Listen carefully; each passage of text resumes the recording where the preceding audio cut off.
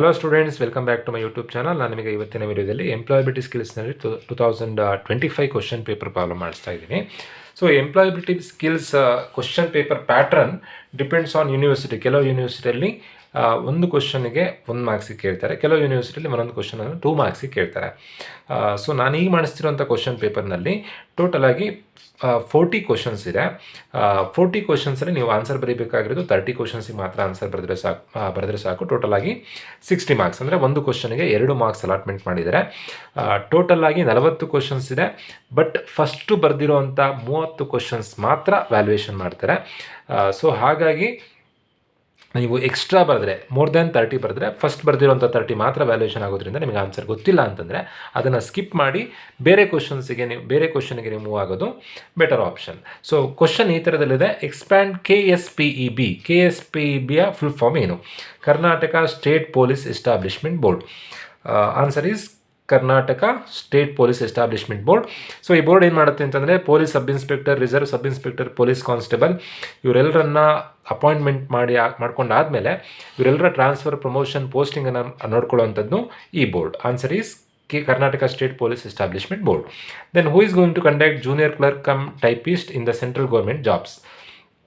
Central government ಜಾಬ್ನಲ್ಲಿ junior clerk cum typist, senior clerk cum typist, then accountant clerk cum typist ಇವರೆಲ್ಲರನ್ನ appointment ಮಾಡ್ಕೊಳ್ಳೋದು ಯಾವುದು ಅಂತಂದರೆ RRB stands for railway recruitment board. Answer is railway recruitment board. Next, what is the eligibility criteria age in years in commercial tax inspector for general merit? Commercial tax inspector. So ಇವರನ್ನು appointment ಮಾಡ್ಕೊಳ್ಳೋದು ಯಾವುದು ಅಂತಂದರೆ KPSC, Karnataka public service commission. ಅವರು responsible commercial tax ಇನ್ಸ್ಪೆಕ್ಟರನ್ನು appointment ಮಾಡ್ಕೊಳ್ಳೋದಕ್ಕೆ. So ಅಲ್ಲಿ question ಕೇಳಿರೋದು ಏನು ಅಂತಂದರೆ, ಈ ಎಕ್ಸಾಮ್ ಬರೀಬೇಕು ಅಂತಂದರೆ ಏಜ್ ಲಿಮಿಟ್ ಏನು ಅಂತಂದರೆ ಕ್ವಶನ್ ಕೇಳಿರೋದು ಜನರಲ್ ಮೆರಿಟ್ ಅವರಿಗೆ ಏಜ್ ಲಿಮಿಟ್ ಏನು ಅಂತ. ಜನರಲ್ ಮೆರಿಟಿಗೆ ಏಜ್ ಲಿಮಿಟ್ ಎಷ್ಟು ಅಂತಂದರೆ 35, OBC ಅವರಿಗೆ 38, SC ST ಅವರಿಗೆ 40. ಒಂದು ವೇಳೆ ಫಿಸಿಕಲಿ ಹ್ಯಾಂಡಿಕ್ಯಾಪ್ಡ್ ಆಗಿದ್ದರೆ 5 years ರಿಲ್ಯಾಕ್ಸೇಷನ್. ಎಲ್ರಿಗೂ ಜನರಲ್ ಮೆರಿಟಲ್ಲಿ 5 years ರಿಲ್ಯಾಕ್ಸೇಷನ್, ಅಂದರೆ 35 ಅಂತಂದರೆ +5 40 years ತನಕ ಎಕ್ಸಾಮ್ ಬರೀಬೋದು. ದೆನ್ OBCಯಲ್ಲಿ 38 + 5, SC STಯಲ್ಲಿ 40 + 5 ಆ ಥರದಲ್ಲಿ. ಸೊ ನೆನ್ಪಿಟ್ಕೊಳ್ಳಿ, ಜನರಲ್ ಮೆರಿಟ್ ಆದರೆ 35, OBC ಆದರೆ 38, SC ST ಆದರೆ 40.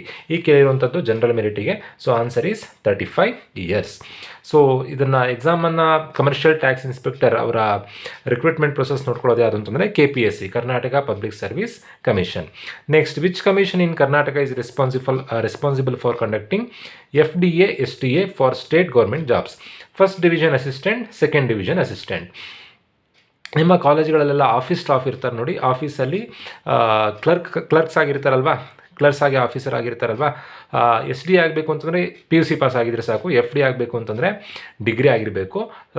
ಸ್ಟೇಟ್ ಗೌರ್ಮೆಂಟ್ ಜಾಬ್ ಆಗಿರೋದ್ರಿಂದ ಇದನ್ನು ನೋಡ್ಕೊಳ್ಳೋದು ಯಾರು ಅಂತ ಕ್ವಶನ್ ಕೇಳಿರೋದು ಏನಂತಂದರೆ ಯಾವ ಕಮಿಷನ್ನು ಇವರನ್ನು ಅಪಾಯಿಂಟ್ಮೆಂಟ್ ಮಾಡ್ಕೊಳ್ಳೋದಕ್ಕೆ ರೆಸ್ಪಾನ್ಸಿಬಲ್? ಇವರ ಅಪಾಯಿಂಟ್ಮೆಂಟ್ ನೋಡ್ಕೊಳ್ಳೋದು ಯಾವುದು ಅಂತಂದರೆ Karnataka public service commission. Answer is KPSC.